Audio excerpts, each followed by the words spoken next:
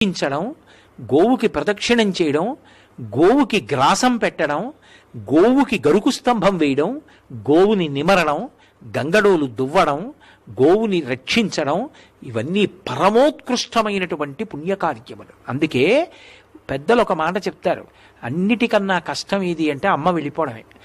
అమ్మని చూడాలి అంటే ఆవుని చూస్తే చాలు. ఆవు వంక చూస్తే అమ్మ వంక చూసినట్టే. నా పుట్టినరోజు నాడు అయ్యో మా అమ్మ లేదే, పాపం నా పుట్టినరోజుకి తొక్కుళ్ళడ్డు చేసి పెట్టేదే, ఆశీర్వచనం చేసేదే అనిపించింది అనుకోండి, ఆవు పాలు తెచ్చుకు తాగాననుకోండి, మా అమ్మ చేత్తో చేసి పెట్టిన ప్రసాదం నేను తినేసినట్టే. ఆవు అరటిపండు పెట్టాననుకోండి, ఆ రోజున మా అమ్మ నా చేతి భోజనం చేసినట్టే. గోవుకి ప్రదక్షిణం చేస్తే మా అమ్మకి నేను నమస్కారం చేసేసినట్టే. అందుకే గోమాత జనకమాతలాగా నిలబడుతుంది. అందుకే పాలు లేని పిల్లలకు ఆవు పాలు అంటారు. పశువుల నుండి వచ్చేటటువంటి పాలు రజోగుణ తమోగుణాలు కల్పిస్తాయి. అందుకే